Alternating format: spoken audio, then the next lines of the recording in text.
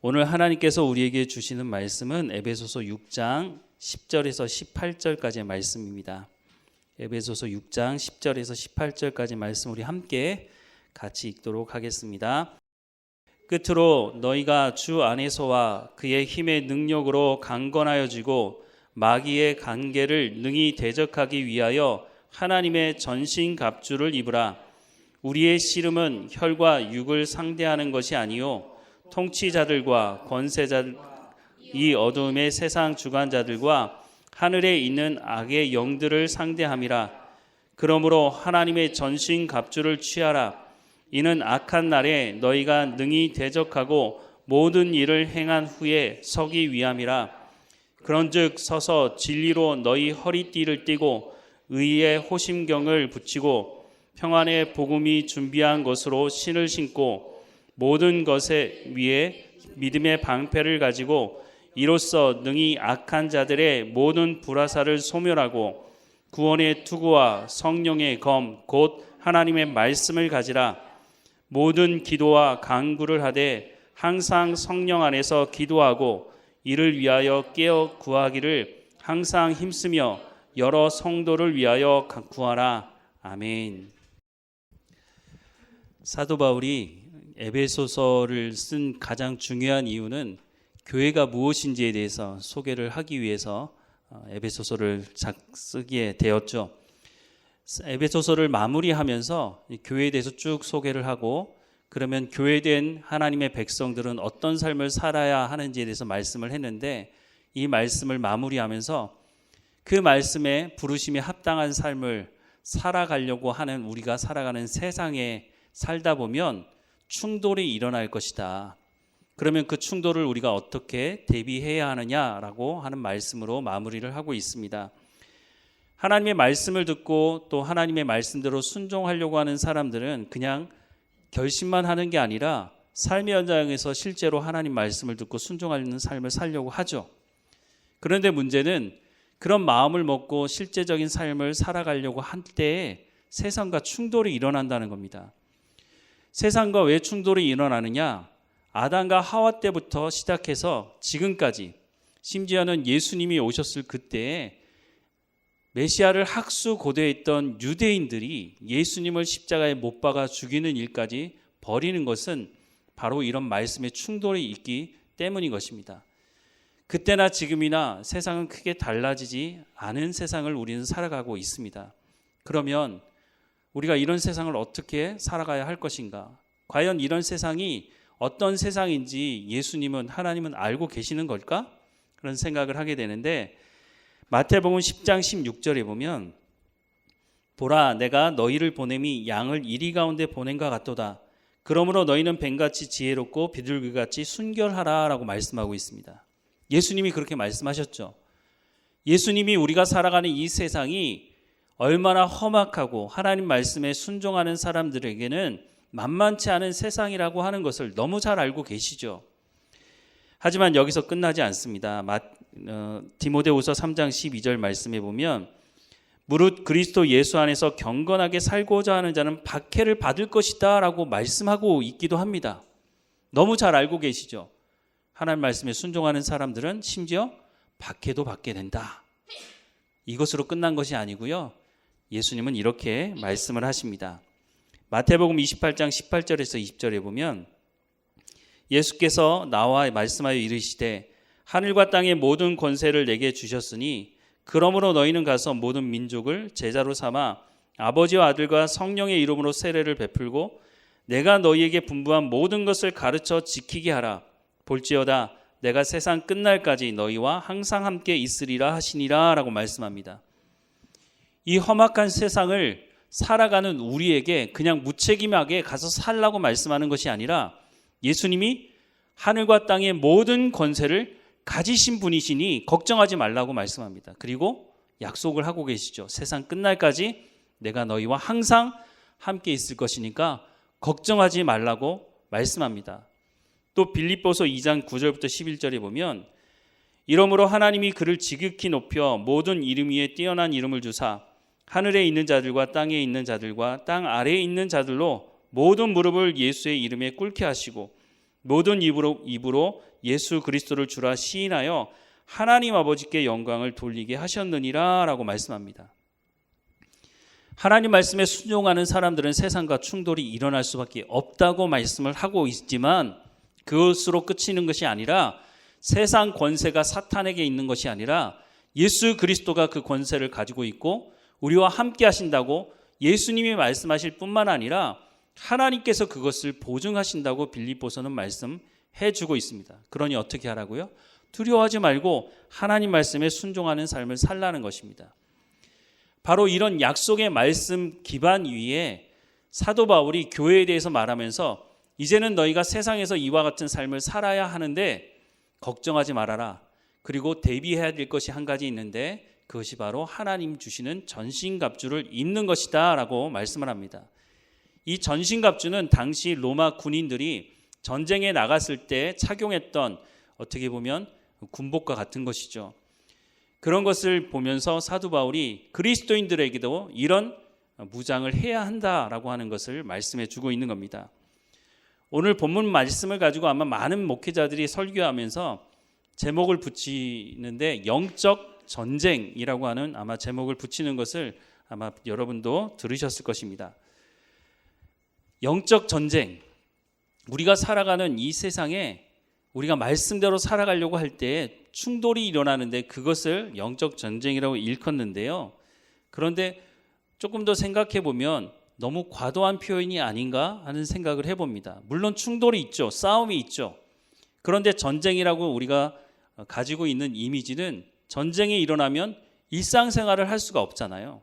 그런데 우리는 일상생활을 하면서 이 영적인 충돌이 있으니까 영적 전쟁이라고 말하기보다는 영적인 충돌, 영적인 싸움이 있다라고 말하는 것이 더 적절하지 않은가 하는 생각을 합니다. 그런데 어찌 되었든지 간에 영적 전쟁이든지 영적인 싸움이 있든지 영적인 충돌이 있든지 간에 분명한 것은 하나님의 말씀을 듣고 순종하려고 하는 사람들에게는 이런 충돌, 영적인 충돌이, 싸움이 있다고 하는 것을 분명히 성경은 말씀해 주고 있는 겁니다. 그러면 우리가 예수 믿는 가장 중요한 이유 중에 하나는 평안을 얻고 그냥 아무 일 없이 살아갔으면 좋겠다는 그런 마음이 있지 않습니까? 그래서 우리가 기도할 때도 하나님 제 가운데 아무 일이 일어나지 않고 잘 평안하게 지내게 해달라고 기도하기도 합니다. 그런데 앞서 말씀을 드렸지만 하나님의 말씀을 듣고 순종하려고 하는 사람들에게는 이 충돌이 있을 수밖에 없다고 하는 것을 말씀하고 있습니다. 그러면 하나님께서 모든 권세를 가지고 계시는 분이신데 그럼 이 충돌이 없게 하시면 안 되나 하는 생각을 해보지만 분명한 것은 이런 충돌이 예수님의 말씀을 통해서도 말씀하시지만 있다는 것입니다. 에베소서 4장 17절부터 24절 말씀을 우리 같이 한번 읽어보도록 하겠습니다. 같이 읽겠습니다. 그러므로 내가 이것을 말하며 주 안에서 증언하노니 이제부터 너희는 이방인이 그 마음에 허망한 것으로 행함같이 행하지 말라. 그들의 총명이 어두워지고 그들 가운데 있는 무지함과 그들의 마음이 굳어짐으로 말미암아 하나님의 생명에서 떠나 있도다. 그들이 감각 없는 자가 되어 자신을 방탕에 방임하여 모든 더러운 것을 욕심으로 행하되 오직 너희는 그리스도를 그같이 배우지 아니하였느니라. 진리가 예수 안에 있는 것 같이 너희가 참으로 그에게서 듣고 또한 그 안에서 가르침을 받았을진데 너희는 유혹의 욕심을 따라 썩어져가는 구습을 따르는 옛사람을 벗어버리고 오직 너희의 심령이 새롭게 되어 하나님을 따라 의와 진리의 거룩함으로 지으심을 받은 새 사람을 입으라. 아멘. 이런 사람들이 누구라고요? 하나님의 부르심을 받은 사람들. 오늘 예배하는 우리가 이와 같은 사람들이다라고 하는 것을 말씀하고 있습니다. 그런데 이 말씀을 왜 에베소서에 기록을 하고 있느냐 하면 하나님의 부르심을 받았음에도 불구하고 여전히 옛 습관을 따라서 욕심을 따라 살아가려고 하는 우리의 모습이 있다는 것입니다. 그러니 우리가 구원받은 백성으로 어떤 존재인지를 분명하게 사도 바울이 다시 한번 말씀을 해주고 있는 것입니다. 예전과 같은 삶으로 돌아가지 말라는 것이죠. 이것이 바로 영적인 싸움에 지게 되면 이와 같은 일이 벌어지게 되는데 이와 같지 않도록 너희가 성령의 충만함을 받아야 한다라고 하는 것을 에베소서 처음부터 계속 말씀을 하고 있는 거죠. 왜냐하면 성령의 충만함을 받는 이유는 성령께서 우리를 진리 가운데로 인도하시고 하나님의 말씀을 깨달아 알게 하실 뿐만 아니라 그 말씀을 우리의 삶의 현장에서 살아낼 수 있도록 우리를 돕고 인도하시는 분이기 때문에, 그래서 성령의 충만함을 받아야 한다라고 하는 것을 계속 말씀하고 있는 거죠. 그런데 우리가 이렇게 성령에 충만하다고 해서 그러면 사탄이 우리를 공격하지 않느냐? 그렇지 않습니다. 우리가 성령에 충만하다고 할 때에도 사탄은 우리의 믿음을 흔들어 놓으려고 영적인 공격을 멈추지 않는다고 하는 것을 성경은 말씀해 주고 있습니다. 그런데 앞서 말씀을 드렸지만, 아니, 성령의 충만함을 받아서 하나님 말씀에 순종하며 살아가면 되는 것이지 왜 사탄이 우리를 공격하도록 하나님 허락하시는 걸까? 그것은 일종의 매기 효과 같은 것입니다. 영국에 고기를 잡는 사람들이 청어라고 하는 아주 성질이 고약한, 잡고 나서 얼마 안 돼서 죽어버리는 그런 물고기를 잡는데, 활어를 갖다가 팔면 얼마나 비싼 값에 팔 수 있겠습니까? 그런데 이게 잡고 나서 성질이 고약해가지고 금방 죽어버리니까 어쩔 수 없이 싼 값에 물고기를 팔다가 이 사람들이 발견한 것이 이 바다맥이라고 하는 것이 있는데, 이게 청어의 천적이라고 합니다. 그래서 청어를 잡아가지고 그 안에 바다맥이 몇 마리를 풀어놓으면 잡아먹히지 않으려고 그 수많은 고기들이 죽지 않고 살아서, 그래서 활어의 비싼 값으로 팔리게 되었다는 이야기가 있습니다. 그래서 매기 효과라는 얘기를 쓰는데, 사탄이 우리를 영적으로 공격할 수 있도록 하나님 허락하시는 이유가 바로 이런 효과를 위해서 허락하신다고 하는 것을 우리가 기억해야 합니다. 우리가 성령의 충만한 가운데 이런 공격이 있을 때 이것을 막아낼 수 있도록, 그래서 우리가 하나님의 말씀을 더 붙들고 살아갈 수 있도록 함으로 말미암아 우리의 믿음이 성장할 수 있도록 하는 효과가 여기 있다는 것입니다. 그렇다고 해서 우리가 싸움을 하는데 아무런 준비 없이 나가게 되면, 아무리 하나님께서 이 매기 효과를 사용하시려고 한다 할지라도 아무런 준비를 하고 있지 않으면 얻어 터지게 되는 거죠. 그래서 사도 바울은 전신갑주라고 하는 것을 이야기하면서 우리가 최소한 이런 준비를 하고서 영적 전쟁을 해야 한다라고 하는 것을 에베소서 마지막에 기록을 하고 있는 겁니다. 그러면 그 구체적인 내용을 보면 첫 번째 말씀하는 것이 허리띠에 대한 말씀인데요. 14절 말씀에 그런즉 서서 진리로 너희 허리띠를 띠고 라고 말씀을 하고 있습니다.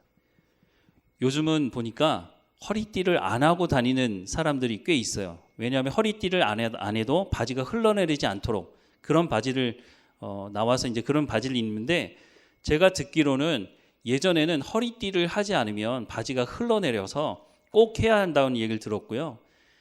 어떤 분이 예전에 70년대 그 이전에 소매치기를 잡고 나서 가장 먼저 했던 게 뭐냐면 허리띠를 풀으라고 했다고 하는 거예요. 왜냐하면 바지가 커서 허리띠를 풀으면 바지가 흘러내리니까 도망을 못 간다는 거죠. 전쟁 중에 허리띠가 고장이 나서 이 바지가 흘러내린다면 이 전쟁을 제대로 할 수가 없는 것이죠. 또 당시에 로마 군인들이 허리띠를 한 가장 중요한 이유는, 허리가 얼마나 중요합니까?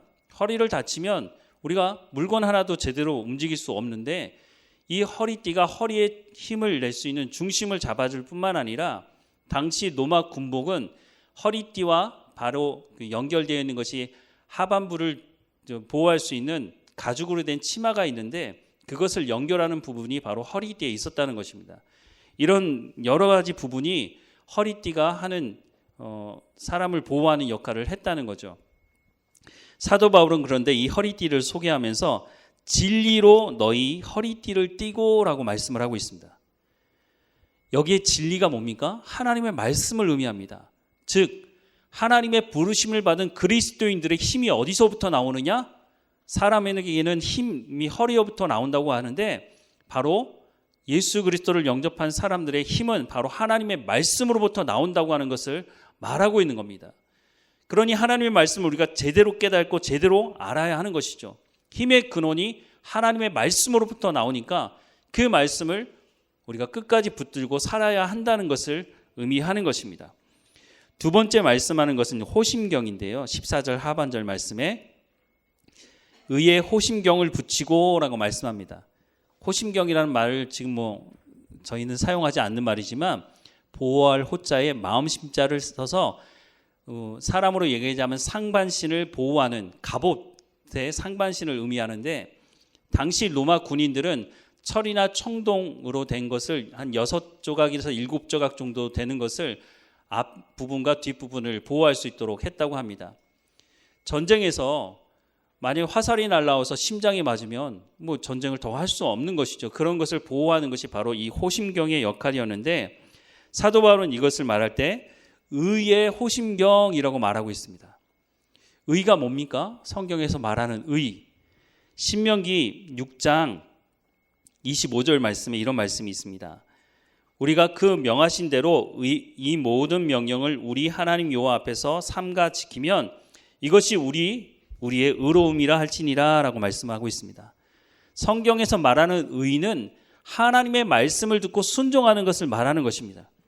즉 우리의 심장이나 우리의 폐나 우리의 장기를 보호할 수 있는 기능을 하고 할 수 있는 것은 우리가 삶의 현장에서 하나님 말씀을 들은 것으로 끝나는 것이 아니라 그 말씀대로 순종할 때 실제적으로 우리의 심장이나 폐나 이런 장기들을 보호할 수 있다고 하는 것을 말씀해 주고 있는 것입니다. 그리고 세 번째 얘기하는 것은 신발인데요. 15절 말씀에 평안의 복음이 준비한 것으로 신을 신고 라고 말씀합니다. 평소에 우리가 걸어 다닐 때도 신이 참 중요하지 않습니까? 그런데 요즘에는 건강을 위해서 맨발로 걷는 분도 계시지만 그거야 운동할 때 그렇게 하는 것이지 일상생활을 할 때 신을 신지 않고는 사실 제대로 된 생활을 할 수가 없는 거죠. 무엇보다 전쟁 때는 더 그렇죠. 전쟁터에 가보면 전쟁의 부산물들이 떨어져 있어서 그것을 밟았다가는 큰 병에 걸릴 수도 있고 반드시 신을 신어야 한다고 하는 것을 알 수 있습니다. 그런데 사도 바울이 신발을 소개하면서 평안의 복음이 준비한 것으로 신을 신고라고 말씀합니다. 이 말씀은 그리스도인들이 복음을 증거할 준비를 하고 있어야 한다는 것입니다. 누군가 우리에게 복음이 뭡니까? 어떻게 하면 구원을 받을 수 있습니까? 라고 물었을 때 저도 잘 모르겠는데요 라고 말한다면 그것은 우리가 영적인 싸움에서 신발을 신지 않고 나가게 된다는 것을 의미한다는 것입니다. 세상이 말하는 지식과 하나님이 말씀하는 지식은 다르죠. 세상이 말하는 지식은 머리로만 알아도 사람을 가르칠 수 있지만 하나님이 말씀하시는 지식은 단순히 머리로만 알고 있다고 해서 증거할 수 있는 것이 아니라는 것입니다. 이스라엘 백성들이 망한 이유에 대해서 호세아 선지자는 하나님을 아는 지식이 없어 망했다고 말씀을 하고 있습니다. 그것은 하나님이 누구이신지 몰라서 망했다는 것이 아니라 하나님의 말씀을 삶의 현장에서 살아내지 못하고 사람들에게도 하나님이 어떤 분이신지를 소개할 수 있는 실력이 없었기 때문에 그래서 망하게 되었다고 하는 것을 말씀하고 있습니다. 그래서 사도 바울은 하나님의 말씀을 전할 수 있도록 성령의 충만함을 받고 그 성령께서 진리 가운데로 우리를 인도하시고 말씀을 깨닫게 하시고 살아내게 하신다면 그러면 우리가 그 삶을 통해서 복음이 무엇인지를 증거할 수 있는 준비를 해야 한다고 말씀해 주고 있는 겁니다. 전도는 누가 대신 해주는 것이 아니죠. 내가 하는 것입니다.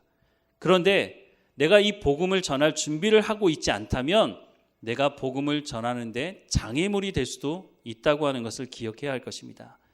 그리고 네 번째 말씀하고 있는 것이 방패에 대한 건데요. 16절 말씀에 모든 것 위에 믿음의 방패를 가지고 이로써 능히 악한 자의 모든 불화살을 소멸하고 라고 말씀합니다. 로마가 당시에 거의 전 유럽을 정복하지 않았습니까? 그 정복하는데 가장 큰 역할을 했던 것 중에 하나가 이 방패라고 합니다. 방패의 크기가 길이가 한 1m 20 정도 되고 폭의 넓이가 한 75cm 정도 되고 두께는 손바닥 넓이 정도 되는 그래서 당시에는 전쟁에서 승리하려면 직접 가서 사람을 죽이려고 하면 칼을 써야 되지 않습니까? 칼을 쓰는 것 방법 외에 또 한 가지 있는 것은 화살을 쏘는 것인데 먼 거리에서 화살이 날아왔을 때 이것을 방어할 수 있는 것이 바로 방패였다는 것입니다. 그런데 사도 바울은 이 방패를 소개하면서 믿음의 방패라고 말하고 있습니다. 믿음이 뭡니까? 무엇을 믿음이라고 성경은 말씀하고 있습니까? 성경의 믿음이라는 말을 다양하게 해석할 수 있지만 가장 중요한 믿음에 대해서 얘기할 때는 하나님의 말씀을 믿는 것을 말하는 것입니다. 우리가 예수님을 믿는다고 말할 수도 있고 하나님을 믿는다고 말하기도 하지만 여러분 예수님 만나 보셨나요? 물론 이제 환상 중에 꿈을 꾸다가 예수님 같은 분을 만나셨다고 하는 분도 있지만 우리가 예수님을 믿고 하나님을 믿는다고 말할 때 그 핵심은 성경에 기록된 하나님의 말씀, 예수님에 대한 말씀, 성령님에 대한 말씀을 믿기 때문에 믿는다고 말할 수가 있는 것입니다. 그래서 우리가 성경을 잘 알아야 되는데 성경을 잘못 알게 되면 잘못된 하나님을 만들어내고 그래서 우상을 숭배하는 일이 벌어질 수 있다는 겁니다. 이스라엘 백성들이 출애굽한 이후에 금송아지를 만들어 놓고 그 사람들이 뭐라고 말했습니까? 그것이 우리를 인도할 하나님 신이라고 말하지 않았습니까? 그런데 하나님은 어떤 우상도 만들지 말라고 했으니 그것은 하나님이 아니죠. 그런데 이스라엘 백성들 입장에서는 그게 신이라는 것입니다. 이 사람들은 그 일뿐만 아니라 그 이후에도 자신들이 믿고 싶은 신을 만들어 놓고 그것이 하나님이라고 믿고 살았던 사람들이었던 것을 성경은 말씀해 주고 있죠. 성경이 말씀하시는 것이 아니라면 그건 하나님이라고 말할 수가 없는 것입니다. 그래서 여기서 하나님의 말씀을 믿는 것이 너무너무 중요한 것입니다. 성경에서 말씀하지 않는 것은 여러분 믿어서는 안 되는 것이죠. 그런데 사람들이 이단과 사이비에 빠지는 것을 보면 성경에서 말씀하지 않는 말씀을 그것이 하나님의 말씀이라고 믿고 그 사람들을 쫓아가서 결국은 이단과 사이비에 빠지는 것을 보게 됩니다. 성경은 하나님께서 우리에게 하시고자 하는 말씀을 기록한 것이니 성경에 기록된 말씀도 우리가 다 아는 것이 쉽지 않은데 우리가 하나님 말씀을 제대로 아는 삶을 살아가야 할 것입니다. 바로 이 하나님의 말씀을 온전히 믿고 살아갈 때에 사탄이 쏘아대는 불화살을 막아낼 수 있다는 것입니다. 사탄이 쏘아내는 불화살이 뭘 의미할까요? 우리가 일상의 삶을 살다 보면 우리가 수없이 많은 유혹의 말, 우리를 공격하는 말, 비난하는 말, 우리의 마음을 상하게 하는 말, 그런 말들이 얼마나 많이 쏟아집니까? 나는 전혀 그런 의도로 말하지 않았는데 상대방이 오해해서 나를 공격하는 말도 있고 그런 말 때문에 우리가 정말 심각한 마음의 상처를 받기도 하는 모습을 보게 됩니다. 또 우리 안에서 나오는 말도 있습니다. 우리를 공격하는 말, 우리 안에서 우리를 공격하는 말도 있습니다. 열등감 가운데 빠졌을 때, 또 반대로 우월감 가운데 빠졌을 때 잘못된 말을 우리 스스로 우리에게 하는 말도 있죠. 이런 모든 공격으로부터 벗어날 수 있는 방법은 하나님께서 말씀하신 약속의 말씀을 온전히 믿고 살아가는 것입니다. 그러니까 우리가 성경을 제대로 알아야 되죠. 성경을 잘못 알면 잘못된 생각을 하게 되고 잘못된 행동을 하게 되고 잘못된 열매를 맺게 되는 것이죠. 목회 현장에서 이런 분들을 꽤 많이 보게 되는데요. 아무리 하나님 말씀이 그것이 아니라고 성경에 기록된 말씀을 제시해 드려도 하나님 말씀을 믿지 않으려고 해요. 아니야, 내가 믿는 게 맞아. 내가 지금까지 이렇게 살아왔으니까 이런 것이 맞아라고 끝까지 주장하는 사람들, 하나님의 말씀을 듣지 않으면 변화될 수가 없는 것이죠. 말씀을 시작할 때 읽었던 에베소서 말씀에 뭐라고 말씀하셨습니까? 새 사람을 입으라고 말씀하지 않습니까?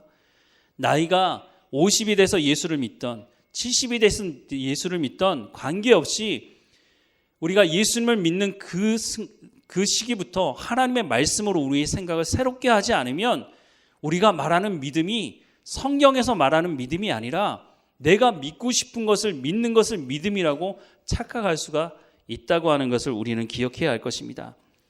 바로 우리가 영적인 이런 싸움에 노출되었을 때 우리의 믿음의 수준이 어떤 정도의 수준인지를 알게 되는 것입니다. 그런 면에 있어서는 우리가 이 영적인 싸움에 임할 때 그것이 우리 가운데 큰 유익이 될 수 있다는 겁니다. 나는 믿음이 좋은 줄 알았는데 이런 영적인 싸움을 당하고 나면 내 믿음의 수준이 이 정도구나. 내가 무엇이 부족하구나. 그런 것을 알게 되면 그것을 보완할 수 있으니 무엇보다 초반부에 말씀을 드렸지만 세상의 권세를 주신 분이 누구라고요? 사탄이 아니고요. 예수님이라고 말씀하고 있지 않습니까? 그러니 이 싸움은 사실은 결론이 내려져 있는 싸움입니다. 승리할 수밖에 없는 싸움이지만 우리가 많은 상처를 받지 않고 이 승리를 누릴 수 있도록 하기 위해서 하나님의 말씀을 제대로 알아야 이 전쟁에, 이 싸움에 승리할 수 있다는 겁니다. 그리고 다섯 번째 소개하는 것이 17절 말씀인데요. 우리 같이 한번 읽어볼까요?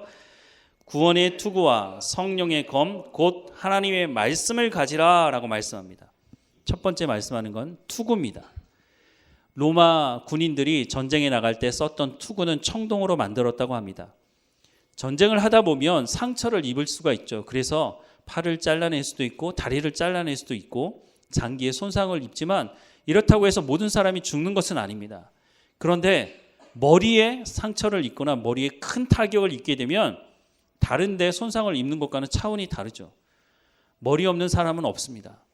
머리에 충격을 받게 되면 생명을 살릴 수가 없는 경우가 많이 있습니다. 그 머리를 보호하는 것이 투구인데 사도 바울은 이 투구를 얘기하면서 뭐라고 얘기하냐면 구원의 투구라고 말하고 있습니다. 구원의 확신이 있습니까? 라고 하는 질문을 꽤 많이 들어보셨을 것입니다. 구원의 확신과 구원의 기쁨이 우리 가운데 있지 않다면 영적 싸움에 나갔을 때 쉽게 정말 내가 구원받은 사람이 맞는 건가? 사탄이 그렇게 우리를 공격하거든요. 야, 네 모습을 좀 봐라. 네가 구원받았다고 얘기할 수 있느냐? 하나님이 널 사랑하신다고? 네가 지금 이런 일을 당하는데 하나님 널 사랑하지 않으셔. 하나님 널 구원하지 않으셔. 라고 하는 그 말을 들었을 때 우리가 구원의 확신이 없다면 그 믿음이 흔들릴 수가 있는 것이죠. 그러니 하나님께서 우리를 구원하셨다고 하는 앞서 말씀드렸지만 하나님의 말씀을 믿는 믿음, 영접하는 자 곧 그 이름을 믿는 자들에게는 하나님의 자녀가 될 수 있는 권세를 주셨다고 하나님께서 말씀해 주시고 있는 거죠. 우리는 그 말씀을 믿고 있으므로 우리가 구원받은 백성이라고 하는 것을 알게 되는 것이죠. 대한민국에서 태어나면 부모가 대한민국 사람이면 시민권을 주는 것이죠. 그리고 18살이 넘으면 주민등록증을 줍니다. 그것을 내민다는 것은 나는 대한민국 국민이라고 하는 것을 말해주는 거죠. 우리가 천국 백성이 되었다고 하는 것을 어떻게 말할 수 있을까요?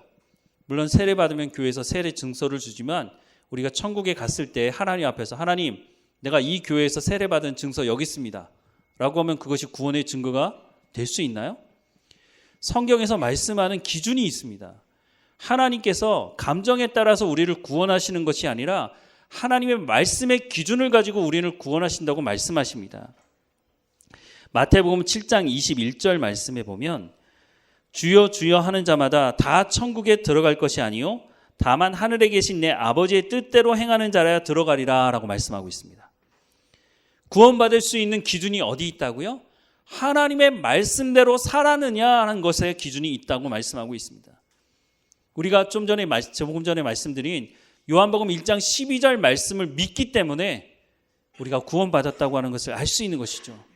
하나님의 말씀의 기준을 가지고 우리를 구원하신다고 말씀하고 있기 때문에 우리가 구원의 확신을 가질 수가 있는 것이죠. 다만 하늘에 계신 내 아버지의 뜻대로 행하는 자라야 하나님의 말씀을 믿고 순종하는 사람. 예수님을 영접하는 것도 여기 마찬가지 아닙니까? 바로 하나님의 말씀을 믿기 때문에 예수님을 영접하는 것을 말씀하고 있는 것입니다. 출애굽해서 광야에 나온 이스라엘 백성들, 그 사람들은 아브라함을 통해서 언약받은 백성들이었습니다. 언약을 받았음에도 불구하고 이 사람들이 광야에 나와서 했던 것은 원망과 불평이었고 하나님 말씀을 믿지 않는 것이었습니다. 그리고 심지어는 우상을 만들어 놓고 그것이 우리를 인도할 신이라고 말했죠. 하나님은 사랑이 많으신 분이시니 회개할 기회를 주셨지만 끝까지 이 사람들은 회개하지 않았고 그래서 이 사람들은 약속받은 그 가나안 땅에 들어가지 못했다고 하는 것을 성경은 말씀해 주고 있습니다. 여섯 번째, 검 칼에 대해서 말하는데요. 17절 후반절 보면 성령의 검, 곧 하나님의 말씀을 가지라 라고 말씀합니다. 앞서 말씀드린 것들은 거의 다 방어용이지만 이 칼은 방어도 하고 공격도 할 수 있는 것입니다. 당시 로마 군인들이 썼던 칼이 약 길이가 60cm 정도 되고 넓이는 한 5cm 정도 되는 아주 날카로운 칼을 사용했다고 합니다. 그런데 이 칼을 소개하면서 사도 바울은 성령의 검, 곧 하나님의 말씀이라고 소개합니다.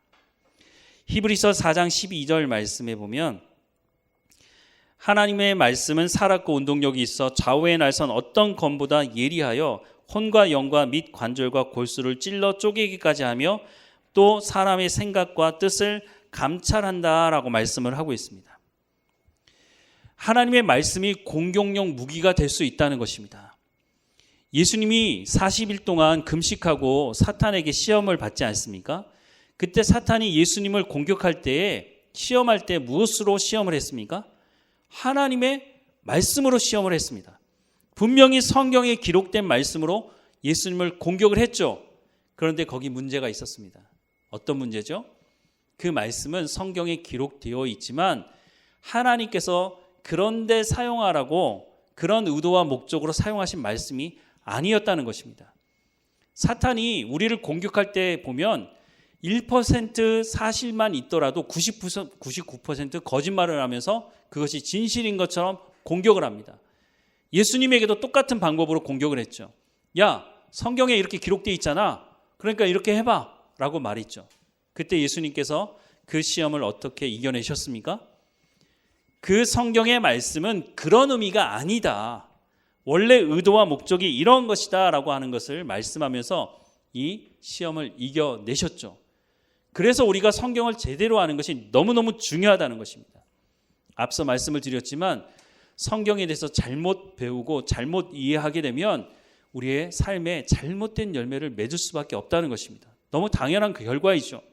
그래서 하나님의 말씀을 가르치는 사람도 깨어 있어야 하고 하나님의 말씀을 들어야 하는 사람들도 최소한 음식을 만들 줄 몰라도 맛은 볼 수 있을 정도의 실력은 갖추고 있어야 한다는 것입니다.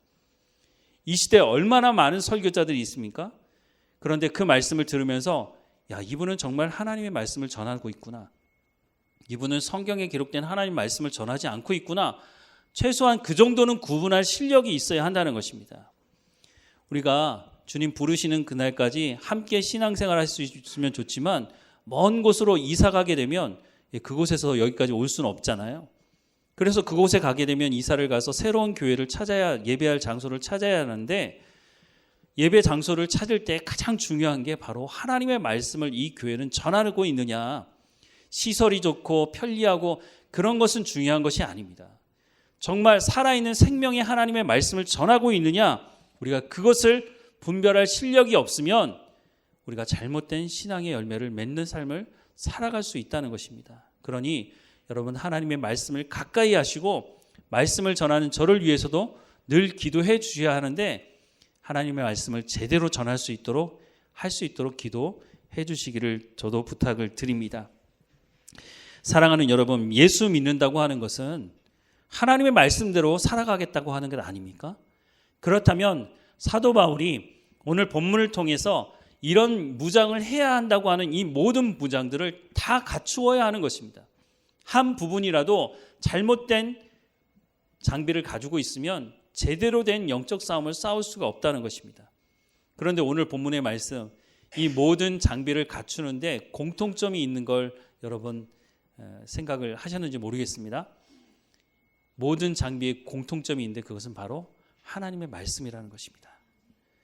우리가 하나님의 말씀을 제대로 알고 하나님의 약속의 말씀을 붙들고 살아간다면 우리가 영적 싸움을 싸우는데 긴장할 필요도 없고 두려워할 필요도 없다고 하는 것입니다. 영적 싸움은 내가 피하고 싶다고 해서 피할 수 있는 것이 아닙니다. 믿음의 삶을 살아가려고 하는 모든 사람들에게 사탄은 그 공격을 멈추지 않기 때문인 것입니다. 그런 공격이 있을 때 이런 거 이렇게 막으면 돼. 하나님께서 이렇게 말씀하셨어 라고 하면 그 싸움은 두려워할 싸움이 아니라는 것이죠. 그리고 오늘 본문 마지막에 한 가지를 더 덧붙이고 있는데 18절 말씀 우리 같이 한번 읽어보겠습니다. 모든 기도와 간구를 하되 항상 성령 안에서 기도하고 이를 위하여 깨어 구하기를 항상 힘쓰며 여러 성도를 위하여 구하라 라고 말씀을 하고 있습니다. 이 모든 영적인 무장을 하기 위해서 어떻게 하라고요? 성령의 충만함을 받아야 한다라고 말씀합니다.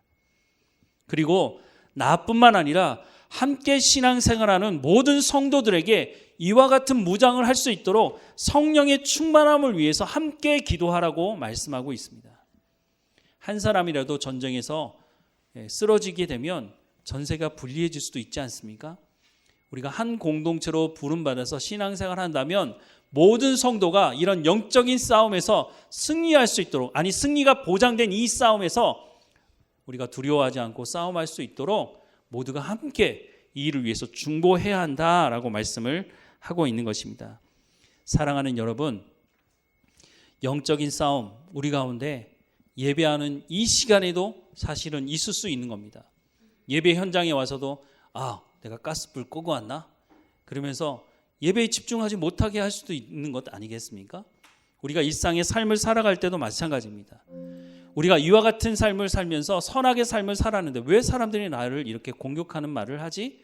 그것은 그 사람이 나를 공격하는 말이라기보다는 사탄이 뒤에서 조종해서 나의 믿음을 흔들어 놓으려고 하는 공격이라고 생각할 수 있는 것입니다. 우리가 삶을 살아가는 일상의 삶에서 일어날 수 있는 일들이라고 하는 것을 우리가 기억해야 하지만 더 중요한 것은 이 싸움이 승리할 수밖에 없는 싸움이라고 하는 것입니다. 그래서 이 싸움을 우리가 할 때마다 우리가 믿음에 성장하게 되는데 초등학생 아이를 불러다 놓고 대학에서 푸는 수학 문제를 주지는 않습니다. 고린도전서에서도 말씀하지만 우리가 시험 당할 쯤에 피할 길을 내신다고 하나님 말씀하고 있지 않습니까? 우리가 시험 당할 때 그 시험은 우리가 당할 만한 시험이고 우리가 이길 수 있을 만한 시험이기 때문에 사탄을 이용해서 하나님께서 우리를 공격하도록 허락하시는 것입니다.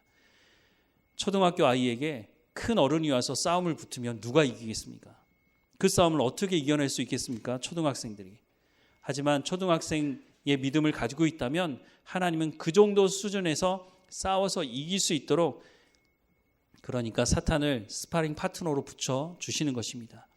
이 영적인 싸움 우리가 삶을 살아가는 현장에서 일어날 수밖에 없습니다. 그때에 하나님께서 내 믿음을 성장시키려고 이 싸움을 하게 하시는구나 라는 생각을 가지고 기도하며 성령의 충만함을 구하고 하나님의 말씀을 더 붙들려서 이 싸움을 이겨내고 우리가 그리스도의 장성한 분량까지 이르는 삶을 살아가는 우리의 믿음의 삶이 되기를 주님의 이름으로 축원합니다. 사랑하는 하나님, 우리 가운데 예수 그리스도를 통해서 하나님의 구원을 허락해 주시고 하나님의 부름받은 합당한 삶을 살아가라고 또 말씀하시니 감사합니다. 날마다 우리 가운데 성령의 충만함을 허락해 주시고 그 성령이 우리를 진리 가운데 인도하심을 쫓아 하나님의 약속의 말씀을 온전히 믿고 살아가는 우리의 삶이 될 수 있도록 은혜를 허락해 주옵소서. 사탄이 끊임없이 공격하지만 우리가 그 모든 것을 방어하고 또한 말씀인 하나님의 말씀을 온전히 약속의 말씀을 믿고 살아가게 하셔서 그 시험을 그 싸움을 이겨내게 하시고 우리의 믿음이 성장하며 그리스도의 장성한 분량까지 이룰 수 있도록 하나님 인도해 주옵소서. 하나님의 부름받은 그 부름에 합당한 삶을 살아가라고 말씀하시니 우리가 우리의 삶의 현장에서 성령의 열매를 맺는 부르심에 합당한 삶을 살아갈 수 있도록 인도해 주옵소서. 이 한 주일을 살아갈 때에도 우리를 공격하는 사탄의 세력들을 만나게 될 터인데 두렵고 무서운 마음으로 대하는 것이 아니라 세상 끝날까지 우리와 함께 하시겠다고 하신 예수님의 말씀을 기억하며 하나님께서 예수 그리스도를 통해서 세상 권세를 가지게 하셨다고 말씀하시는 그 말씀을 우리의 마음에 새기게 하셔서 승리의 싸움을 살아가는 우리의 삶이 될 수 있도록 은혜를 허락해 주옵소서. 이 한 주일을 삶을 살다가 돌아와서 하나님께 온전함으로 감사함으로 예배하는 우리의 삶이 될 수 있도록 인도해 주옵소서. 예수 그리스도 이름으로 기도드립니다. 아멘.